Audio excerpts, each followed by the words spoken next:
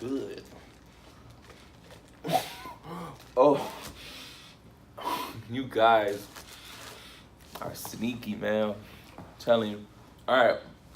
So, what am I doing right now? I'm hooking you guys with a 15-minute study review, showing my appreciation and also catering to another learning type that is often overlooked. Some of the times in education, we do things the traditional way, the standardized way. But guess what? Not everybody learns that way. So I'm going to make sure that you, yes, you, have another learning aid. 15-minute study review for your research methods final. So stay tuned. I'll get back to this.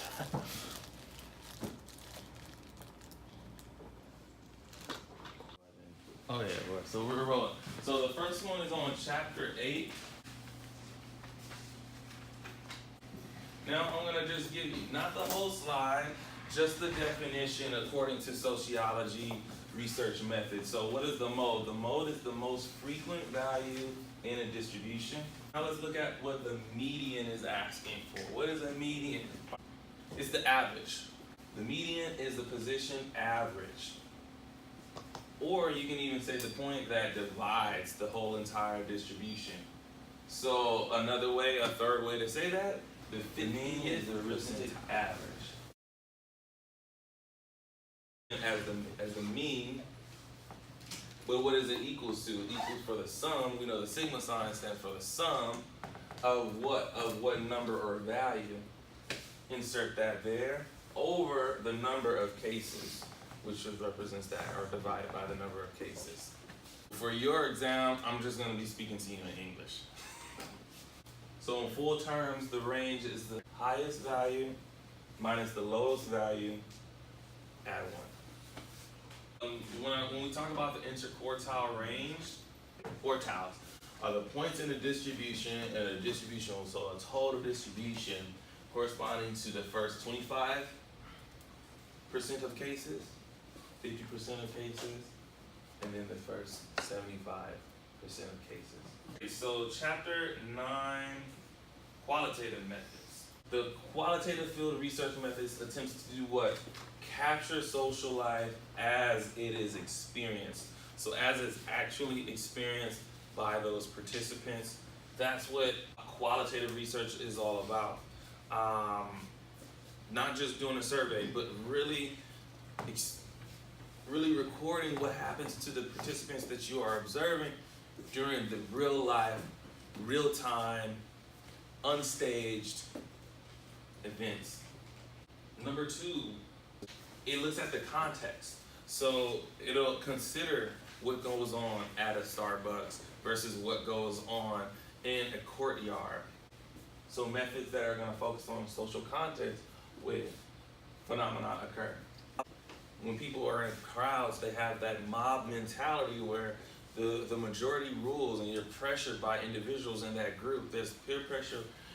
You do things that are outside of your family, your social norms.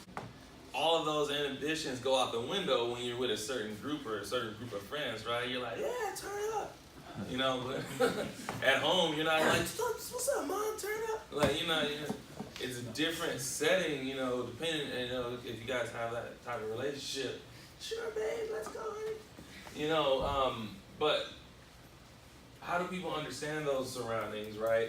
And what are the meanings that people attach to certain events in that given moment? You take the individual plus the social setting, so the context, where you at, the process that connects these two. Look at that process. Are people standing in line when they go to a store? The actual process of that situation. What are those details? And that's when you get the outcome. The strengths of qualitative field research methods. It permits a great depth of understanding and a comprehensive view on the phenomenon that you are interested in. Really, really deep understanding to how that situation affected that individual, or individuals that feel the same way about the person that you are observing or asking these open-ended questions to. Of course, a weakness in qualitative field research is it's not appropriate for statistical descriptions.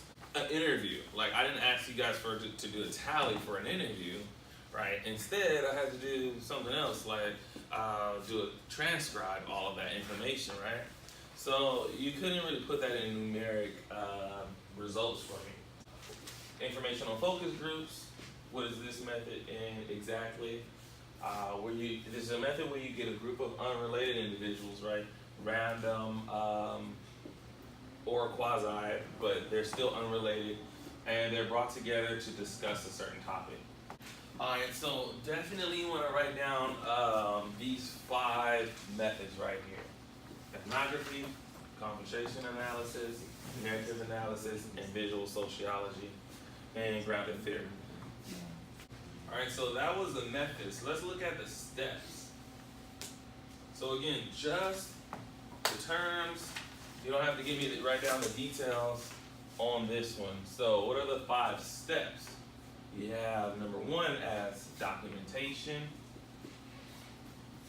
You gotta get the document, you gotta get your notes, right? Without the notes, we don't know. We can't make things up. Next one is conceptualization. So I asked you to code some of that information, right? You're giving me some of those details, things that stood out in that transcribe. Examining relationships. And the data show how one concept may influence another. All right, so depending on the topic, you're examining the relationships or trends that you see. But you couldn't do this if you didn't code. So that's why it's important to code first, so that you're looking at those details that pop out to you, so you can determine or examine relationships. Next, authenticating conclusions. The conclusion that you make or your results have to be valid, right? So this goes into how that is carried out. And then reflexivity.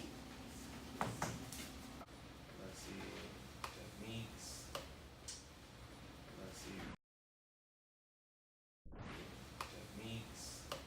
Nope. Okay, so we're good to go on that. For this slide on chapter 11, I want you to take note of the 4 kinds of unobtrusive measures, which are these right here.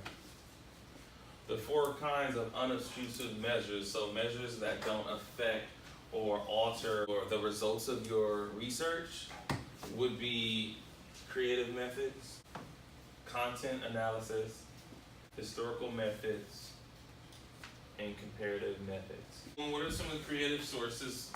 So physical traces, this is after the fact. Think like, FBI detective.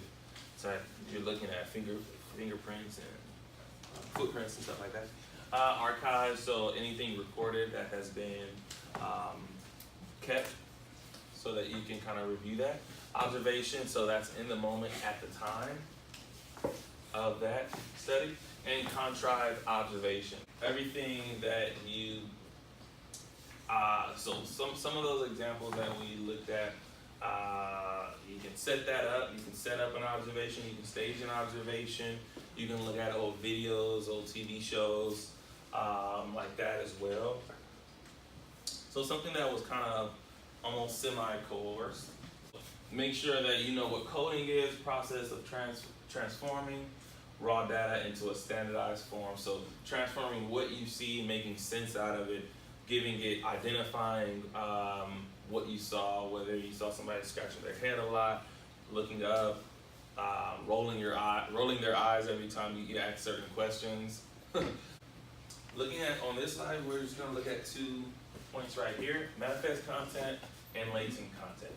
Manifest content is the intended content. So it's the visible, it's the obvious, it's the covert, it's the right in your face information. While latent content is covert, so think covert, think covered up, right? Underlying meaning. So it's not exactly as visible. So so this is chapter 12 in evaluation research. The purpose of evaluation research is to investigate social programs. Evaluation terms consist of inputs, program process, output, the outcome, feedback, and stakeholders of a program.